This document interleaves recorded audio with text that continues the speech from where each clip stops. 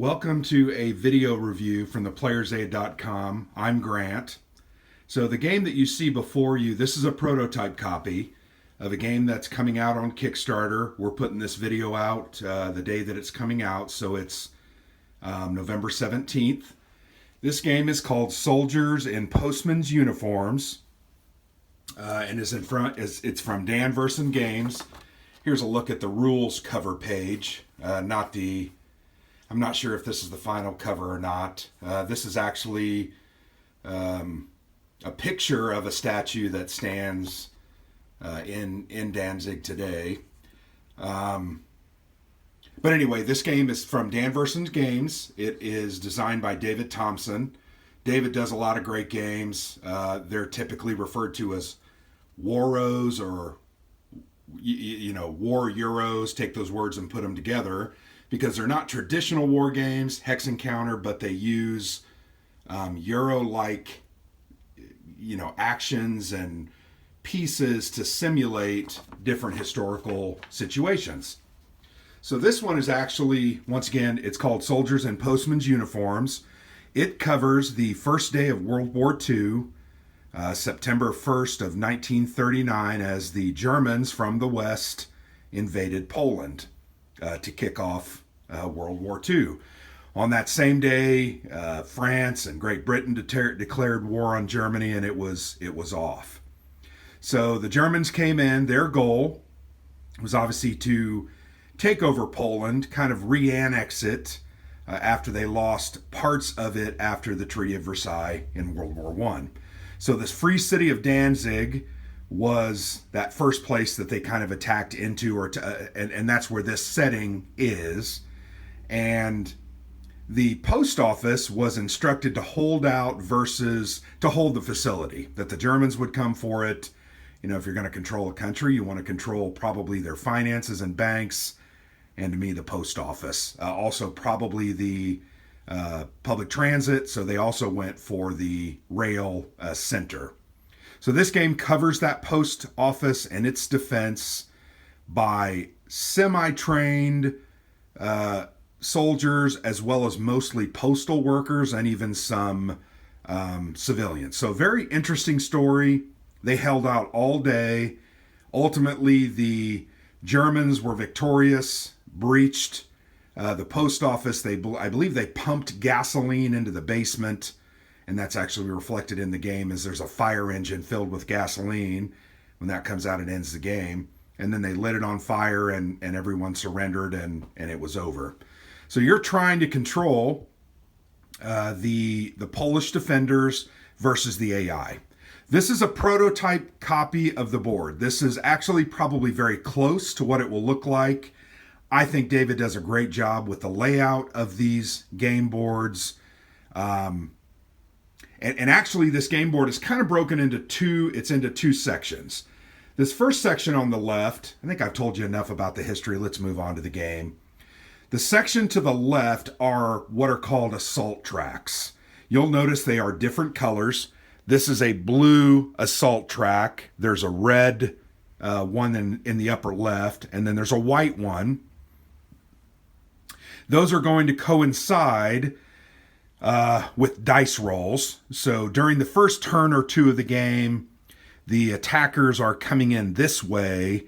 So when you pull a card from the deck, and we'll talk about the decks here in a minute, you're going to roll a 6-sided die. Boom. I rolled a 1. I'm going to place whatever unit is said into that 1 to 2 space. Had I rolled a 3 or 4, it would have went here. A 5 or 6 would have went here. You're only rolling the 1d6 during this first turn. Later on, you'll roll more dice and even a special die that will see you put guys up on the red and even in the higher numbered part of the white. But that unit's going to be put there. You're going to continue drawing cards. Each round, you're going to draw 5 of those assault cards, which represent the German. They're controlled by the AI, and they're going to move along these assault tracks. We'll talk a little bit more about that. The other thing on this board, there are a couple of these different colored entrances to the building, to the post office itself. There are actually 4 different entrances, 3 ground floor entrances, and a basement entrance. And you'll see they're positioned, this one here, and it's kind of a grayish blue color. That was probably my only complaint with this prototype. Some of these colors are very close and somewhat difficult to differentiate. I hope they kind of fix that. I think they can fix that fairly easily. I'm sure that they will. But the front entrance is the ground floor location there. You have a back entrance, which is also the orange colored ground floor entrance. The third and final ground floor entrance is kind of on the east side. Then you've got a basement entrance there that's colored orange. If the assaulting German units ever breach that, you're then going to move over to the kind of the tactical map, where you're going to deal with your counters on the inside of the building, attacking out, taking actions, moving things around. And then once the area is breached, these attack counters, and I'll show you that one. We'll talk a little bit more about them. Let's say it came in on this ground floor entrance here. That coincides with this entrance space. So it's going to enter there. If there is a defender there in that entrance, it's immediately going to be killed, removed from the board. And if they have a morale penalty, for instance, here is a counter that shows you if this guy dies, you're going to lose 1 morale. That is represented here. The morale level, it starts at 9. It's going to move down. Why this is important is that when the end of the game comes up, I'll move that guy back out. I'm not ready to do that yet. And this is not a how-to play video, by the way. It's really just a summary of it, and then I'm going to give you my thoughts. I played it 3 times. I always start the first time, so I actually played 4 times, just pushing counters around and learning the different sequences. But I'm going to give my thoughts about it. So if they enter, you're going to enter there. It's going to kill some guys, and then you're going to have to fight that guy off and get him out. Because if he stays in there, he's going to continue to attack, removing units and then moving up to the upper floors. If they get up to the upper floors and kill, you can see some of these other defenders here, you're going to lose a lot more morale. And that's not something you want. So you're going to have to fight those guys off. And that's what the game's about. It's kind of a tower defense. They're going to keep coming. You got to stop them. So those are the entrances, but so that's the outside map. Talked about the morale. The morale really, why it's important is at the end of the game, the fire truck or fire engine. Let me go ahead and pull that card over here. So the fire engine is going to be shuffled into your third and final deck based on where your morale is. And I'm not going to dive through the rules, but basically the better your morale is, the closer it is to the top of the deck, and you're going to have a little more chance to get out earlier and survive. The longer you're in there, the more units you're going to lose, the more chance you have of outright losing. So that better morale moves that up. And is going to end the game a little quicker, but that can be good or bad depending on how it happens. So that's what the morale track is. So once again, the second side of this map is the tactical side, inside the building. The thing that you will notice first about the inside of the building is all the spaces, those are called defender spaces, are color-coded. Orange, I want to call this one navy, royal blue, red, white, and then there are some, for lack of a better word, gray. And those match positions on this board. So for instance, orange these are in the basement. They can really only attack these 2 A and B support areas. So there's going to be heavy machine guns and other things placed there, and you can attack there. The darker blue or navy blue, you can attack certain other spaces. Obviously, you can see the ground floor and the basement have limited attacks. They can really only attack 3 or 4 spots. You have guys in the ground floor and the basement to prevent things from getting in and just running all over the place. You'll notice at the top, you have white spaces on the edge of the building. You have those royal blue spaces there, and the red spaces. Those are tied reds for here. White really is on the east side of the building, and then the blue is on the upper floor as well. From those positions, the defending counters, if they have a rifle, let me grab a rifle and show you that. Well, I just dropped it. Give me a second. And you're going to notice my hands get soot on them because these were laser cut and they've got kind of a sooty, and I played, like I said, almost four full games and I'm still getting them on my fingers. So that's just part of it. If these guys have a rifle, they're going to be able to take a ranged shot and shoot at the different units in these positions, because you're trying to keep those out because they're just going to keep pushing into the building. You'll notice each of those are coordinated with those spaces.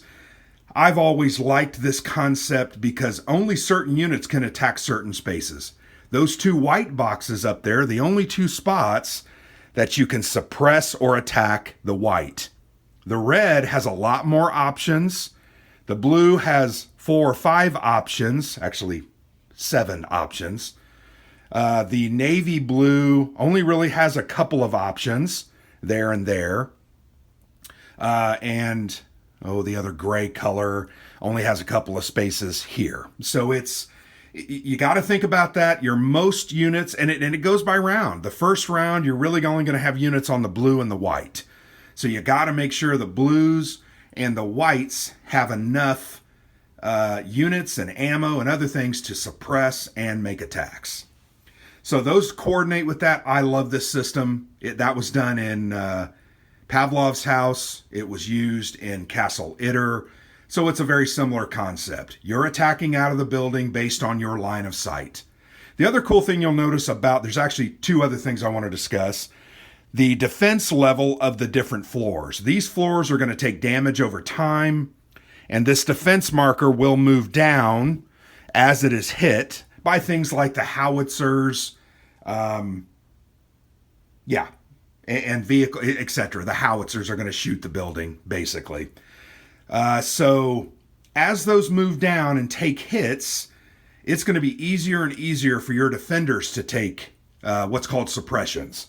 You're going to have these suppression markers put on your guys when something outside hits you and moves that defense value all the way down to the bottom. It then becomes very easy to take you out, and then you got to waste your actions, your precious actions, to remove those markers, those disrupted markers.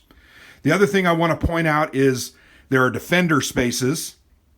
1 to 2 defenders can go in these spaces. The bigger the defender space, the more that can go in there. These are 1s. You'll notice there, right in the middle, those more oblong.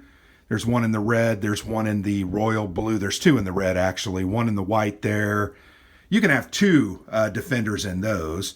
And then you've got these interior spaces, which represent the hallways as the assault counters move in. So you're going to move these as they attack and get in the building. They're going to hit the entrances, but then they're going to move here. And these guys in these rooms can stick their head out, throw grenades in here. You got grenades, take shots, etc., trying to get those guys out of the house. And that's very, very important because typically the round can't end when you have guys in the building or when you have leaders out on the board. So you're going to have to really take care of that. If you have 2 or 3 guys in the building and a turn ends, they're going to do a clearing phase, and man, you can lose 2-3 guys. So you don't want to do that. You want to try to get them out.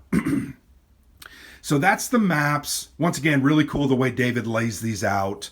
They're very easy to use. You got to learn it. This is a little different than some of the other ones, and I like that. Difference is good. But that's kind of a look at the map.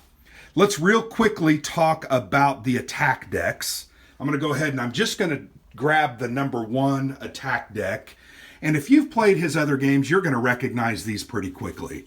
There's a deck, I want to say there's 25 cards in here. Let me count real quick.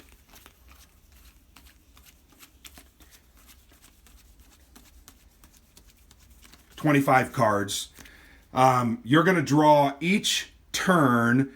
The turn is made up of an assault phase, a defender phase, what I refer to as the clearing phase, and then kind of the cleanup phase before you move to the next to the next turn. Each assault phase, from this attack deck, you're going to draw 5 cards. You're going to actually draw them one at a time because occasionally it's going to say reshuffle, or you're going to shuffle things in. So when these barriers get units up next to them, we'll talk about that in a minute. You're going to shuffle one of the grenade bundles in. When that grenade bundle comes out in the deck, it's going to destroy this, and those units are going to rush in the building. We'll talk a little bit about, I really like that element because you got to plan. You can't let 4 or 5 units stack up there at the barricades because they blow it up. They're going to run right into the building and start causing you damage. So let's go ahead and turn a couple of these over. Here are a couple of the leaders, and these will be mixed through. I think I put these on top because, yes, I had finished the game, got all the leaders, and ultimately, or at least some of the leaders, and put them back on top. So you'll notice this is one of the differences in the game. There is a leader token. They're going to be placed on this board. They can move into the buildings as well. As long as they are out, alive on the tracks or in the building, the turn is not going to end. You can see that their defense values, let's look at one of their counters. Here they are. Their defense values are pretty good. They have a 5 defense value. That's the shield value. That means as the defender, you're going to have to roll a 5 or higher on a 6-sider to hit him and kill him. So they're fairly powerful, better than, say, a normal rifleman. So here's a normal rifleman. They only have a 4 defense. So that's an example of those cards. When I pull that one out, I'm going to find that leader, Heinrich. Let me go ahead and find him. And these are unique leaders. And I'm going to place him in the 3 to 4 spot. So I don't even roll for him. I'm just going to put him in that spot. That's what that card says right there, place. And then I'm going to throw this card out of the game because I played it. He can't come back out. Let's look at another card. That was a leader. That's another leader. All right, I'm going to show you an assault counter. This is a submachine gunner. This will come out in the first deck. When you pull this card, you're going to roll a 6-sider. So let's go ahead and roll that 6-sider again. I'll roll it there. I rolled a 5, and it's either going to be on the blue track or the white. So a 5 is going to put that submachine gunner, SMG counter, on the 5 to 6 space. And you're going to go through 5 of these, rolling. I put one here that moves that guy up.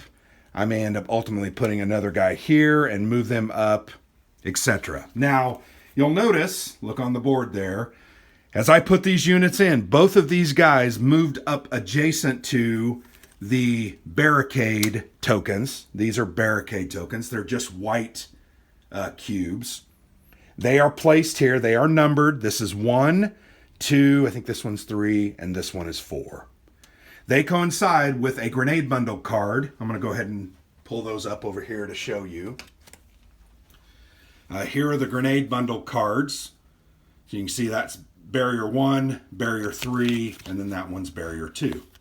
So for instance, the moment I put a unit out that pushed a unit adjacent to that barrier, that's barrier number 1, sorry, I'm going to pull that 1 out of the deck. This is why you draw them one at a time.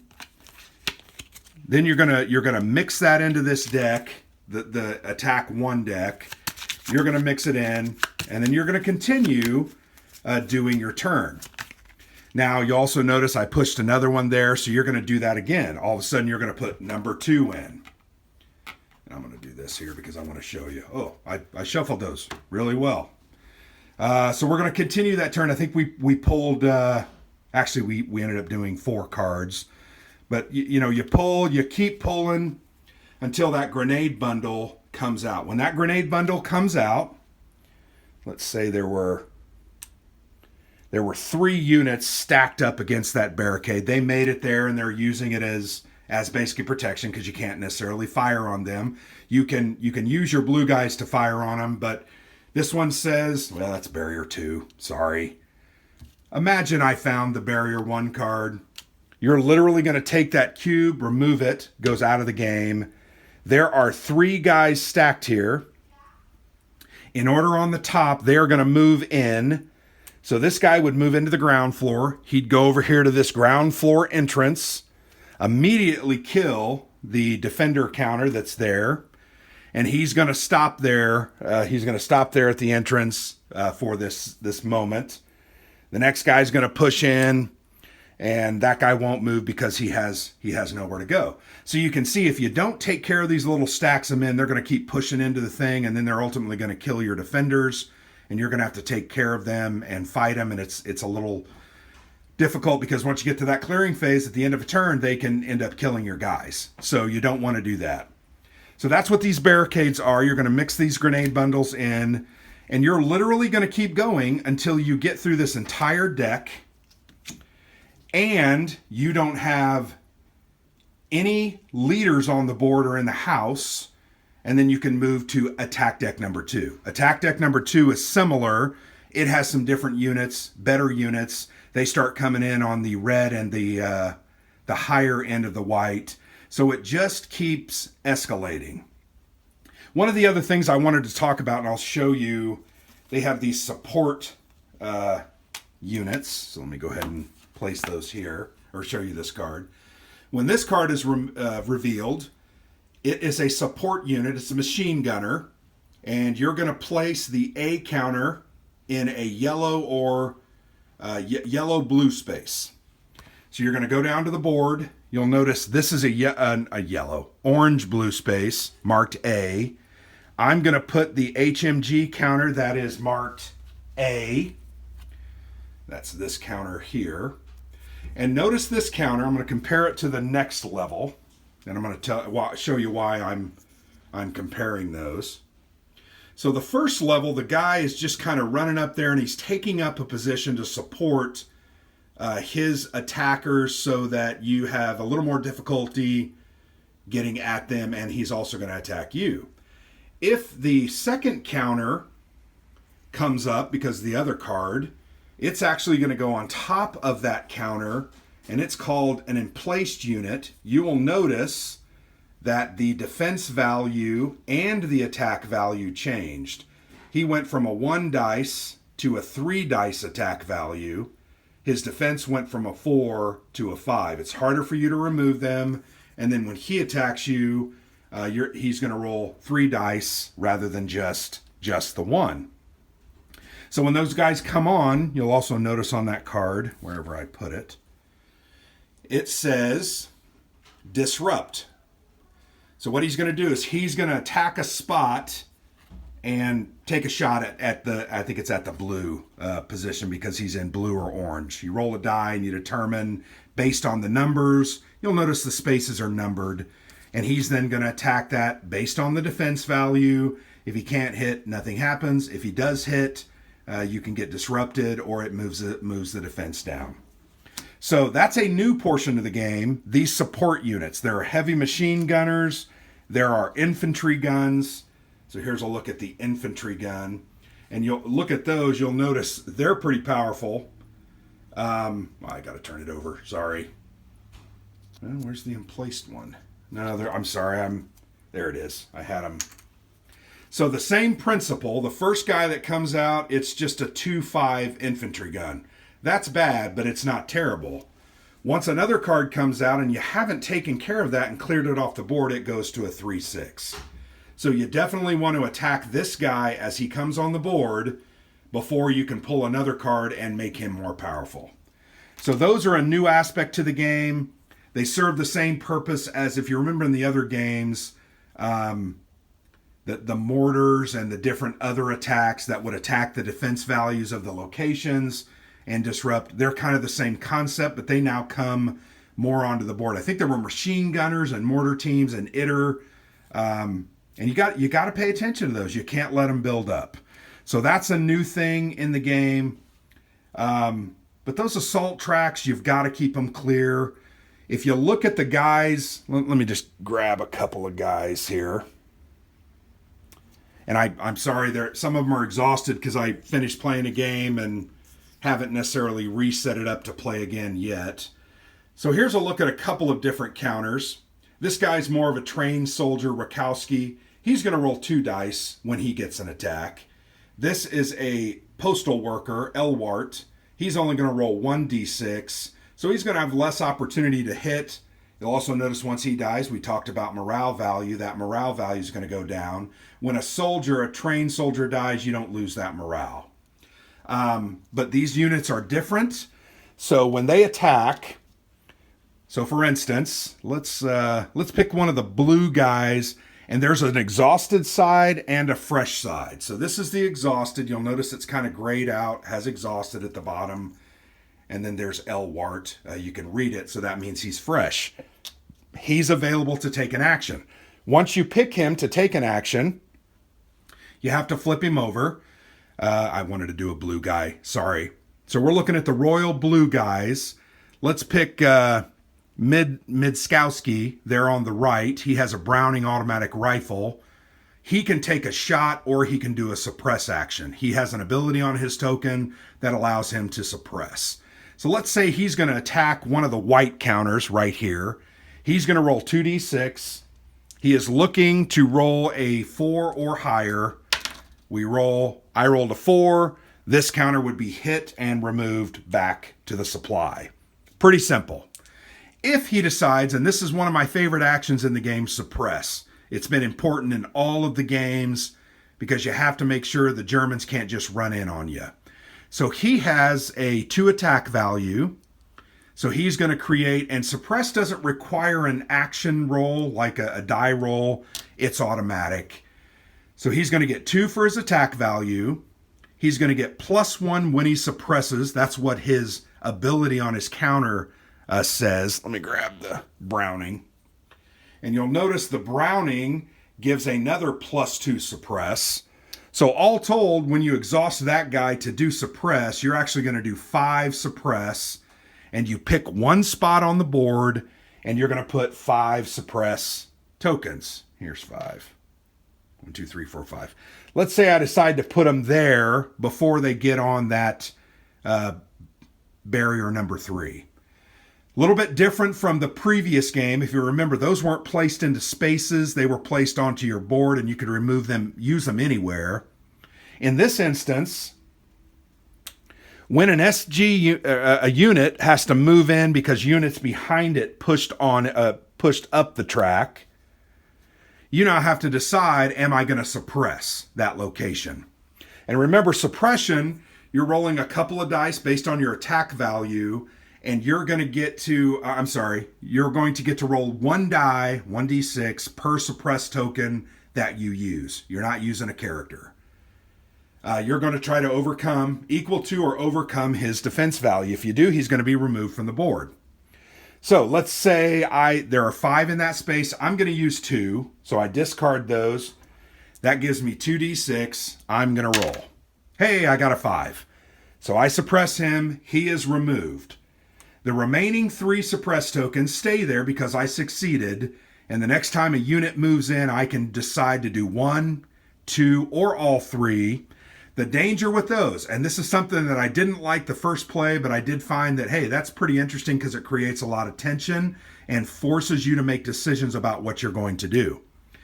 If, for instance, I had 3 tokens there and a guy's moving in, and I decide I'm going to risk it for a biscuit. I'm going to decide I'm just discarding 1 suppress token to roll 1 die, and I'm going to roll off camera because I want it to fail, right?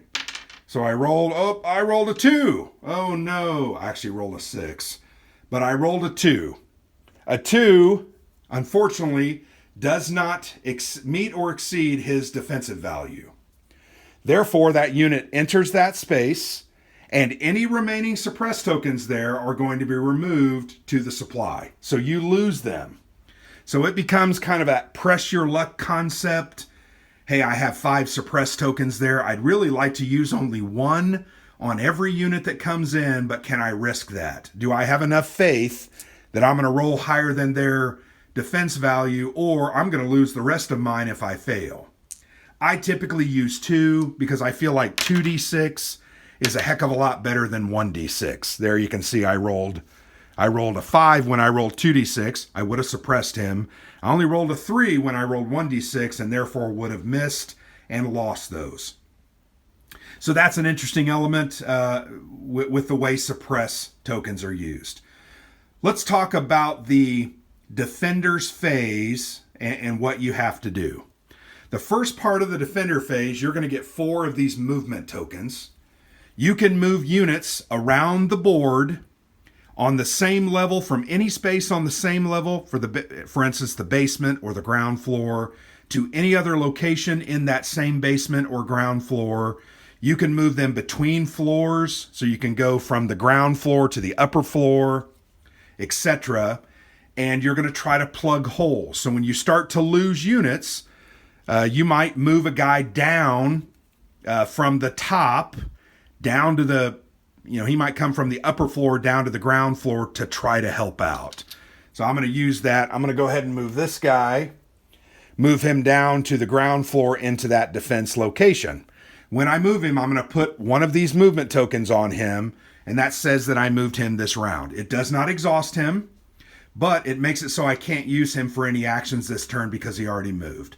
You're going to get 4 of those movement actions. I have found that the most movement that you're trying to do is when your defensive value on certain floors starts to get bad. You're going to try to move, for instance, the civilians away to other floors because you can protect them better.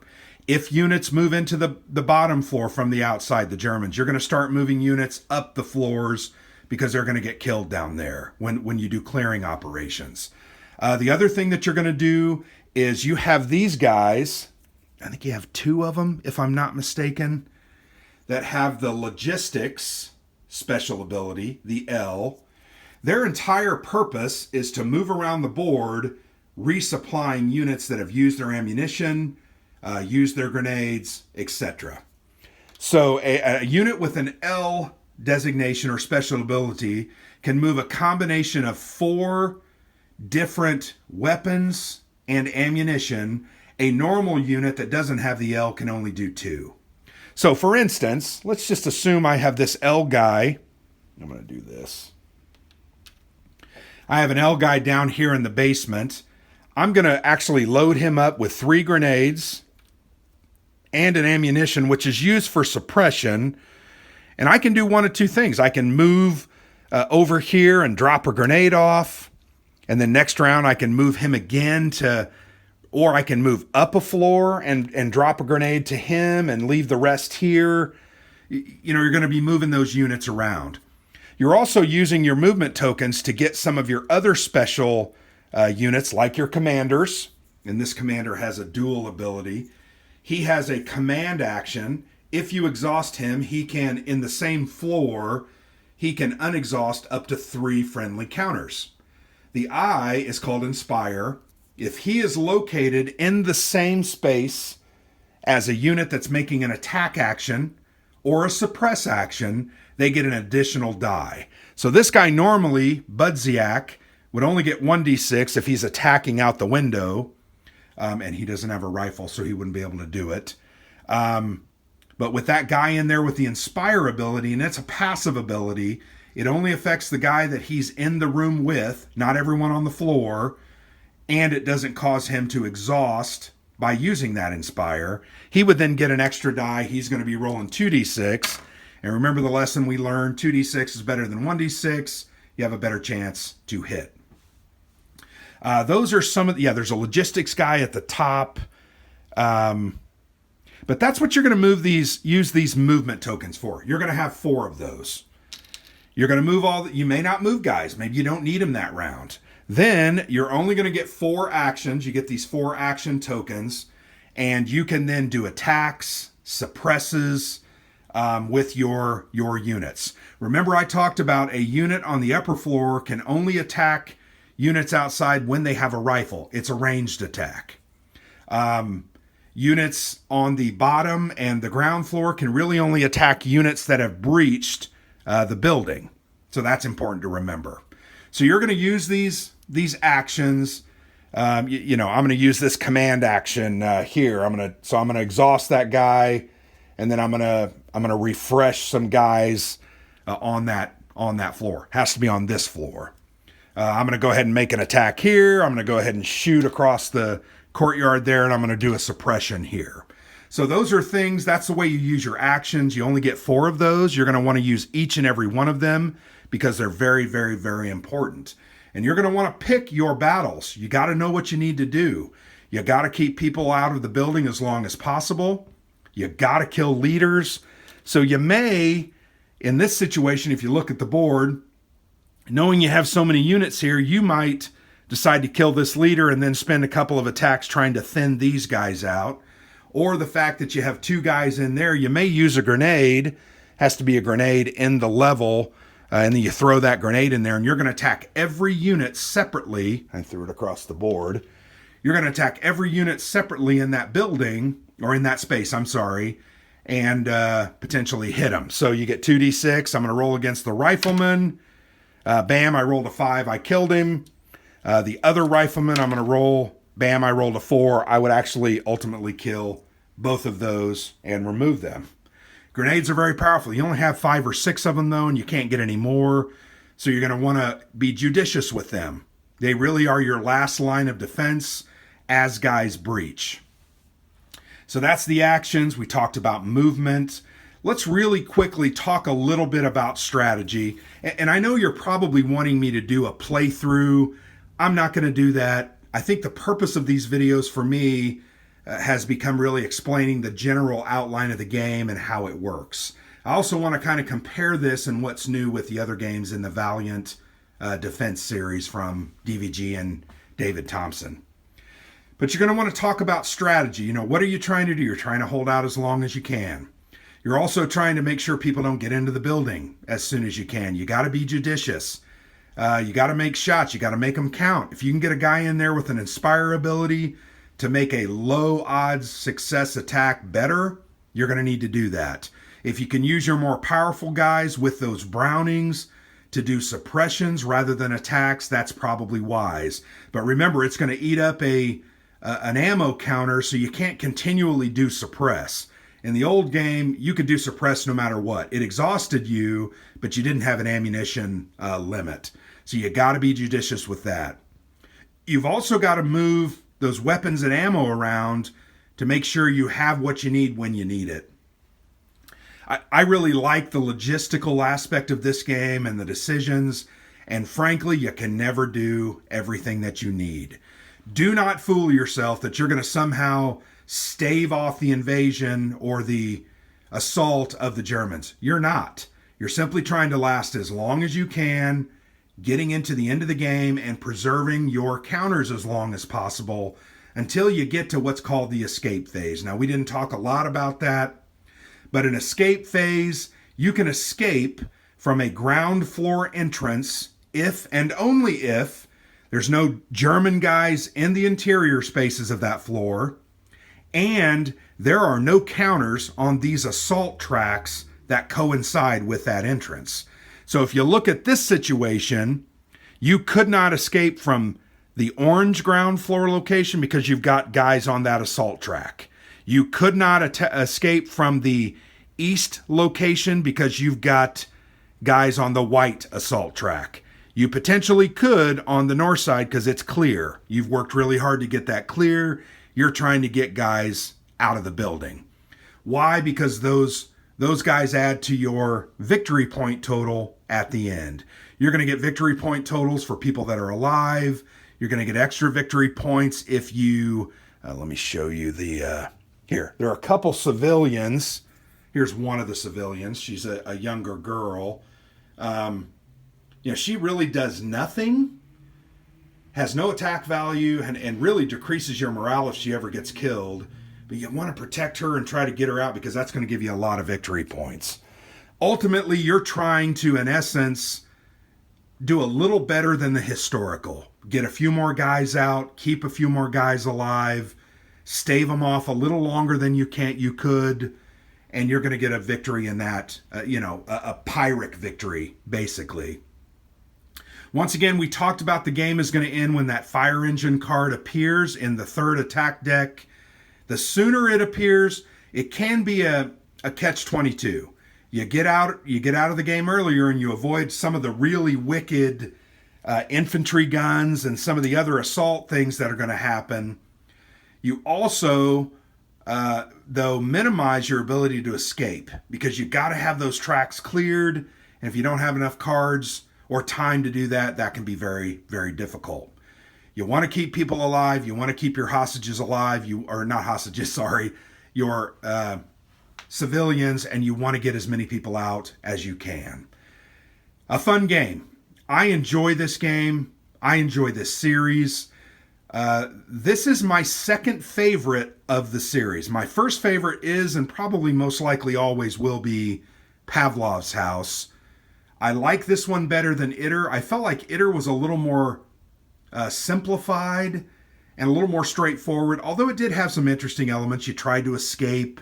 You were trying to get people out of the basement, trying to make sure the Basat and Jenny gets destroyed, but with no one in it. All of those things would help you maximize your victory points. But it was I thought, a lot more simple than the other two. This one feels a lot more like Pavlov's House. And I like that because I really enjoy Pavlov's House. But this one's really cool. Has a lot of neat stuff. Has a lot of new things. The grenades are one new thing. The way that suppression works. I mentioned this earlier. I didn't like it the first time, but I do like it now. It makes for some really tough decisions.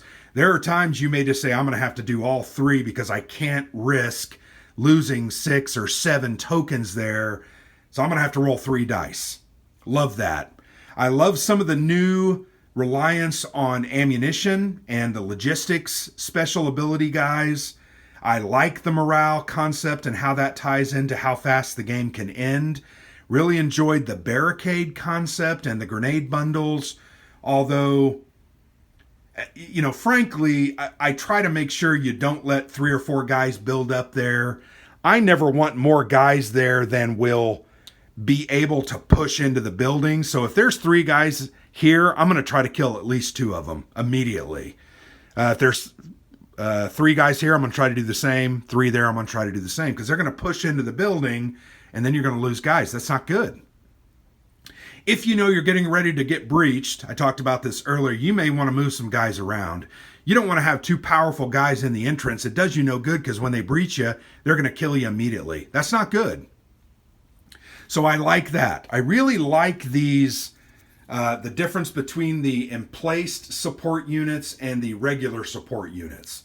If you don't take care of these support units quickly, they're going to build. They'll get more potent because they're digging in, finding the range on you, and they're going to be smoking you. I think my second game, I absolutely got clobbered, and it was because I had a couple of infantry guns out there that were emplaced, and man, they were just shelling my people and disrupting everybody on those floors. Remember that disruption tokens, they make it so you can't do any actions, and if you get a second disruption token because of an enemy action, that unit is killed, just like they're killed. So that's a new element. The different vantage points and the interior I thought was a cool introduction, and the addition of the movement tokens. I thought this game was really good. I still like Pavlov's House better, but this is really a good, solid game. It's coming up on Kickstarter. David does a great job with this game. The game you're looking at here is, I think, a near final. Now, the map is going to be a mounted map board. This one, the one they sent me as a prototype, it comes apart. It's in 3 sections. I actually put it on a plexi because a couple of times I didn't want to break a game down and I wanted to move it because I had another game I wanted to play or something else as I had it set up. Really great game. I don't know that I can say anything else about it other than I really enjoyed it. This Valiant Defense series really is focused on those very difficult defensive situations, and they use this assault track system, I think, brilliantly, and he adds in a lot of these elements that make it very, very difficult. Now, there are also, and I was not given them because this is just a prototype, there are the optional variant of tactics cards that will increase the difficulty of different things. They may increase the attack ability, and I don't have them in this prototype, so I'm not sure I know every one of them. They might increase the attack ability of units for that turn. They may cause units to move a space up on that turn. They may make it more difficult for you to suppress. I mean, there's all kinds of things. And there's going to be a couple of variants where you can use one tactics card or you can use two tactics cards, and man, you really ramp up the difficulty. One alone is even more difficult. I'll be honest, in Pavlov's house, the tactics cards just killed me. I felt like they always destroyed me. I was able to deal with them a little better, but they do add some added difficulty. And I think one of the things I like about solitaire games and gameplay, I don't want an easy cakewalk. I want a difficult, decision-riddled experience where I have to think it through, understand what I'm doing, create objectives, and then accomplish those objectives. And this does this with aces. Very well done. Really enjoyed this game. Cannot wait to get the physical copy because I do want to look at those tactics cards and I want to try it but these are near final. I think that's all I can really say about it. I really appreciate David providing me with a prototype to do this video. I wish I could have done a playthrough video, but this one runs a little bit longer. I feel like this one runs an hour. Maybe it's an hour and 15 minutes, and it's probably because I'm so slow. But I did playthrough videos for ITER because it was like a 45-minute game. And I just didn't feel like I could do that with this game. So there you go. Those are my thoughts. This game comes on Kickstarter, starts on Tuesday, the 17th of November, and I'm looking forward to it. I have an interview with David on my written blog, thePlayersaid.com. If you want to read that, it'll give you a lot of insight into his decision making with the design, what he wanted to do, how he wanted to do it. Always a really good deep dive into how a designer thinks about things. So check that out. Check this video out and tell your friends, because I think this one is one that solitaire war gamers, those who like historical war games and simulations, and really those who like difficult games based in reality are going to want to get this one to the table. So thanks a lot. I've been Grant for the Player's Aid, and this is Soldiers in Postmen's Uniforms coming to Kickstarter. Thank you.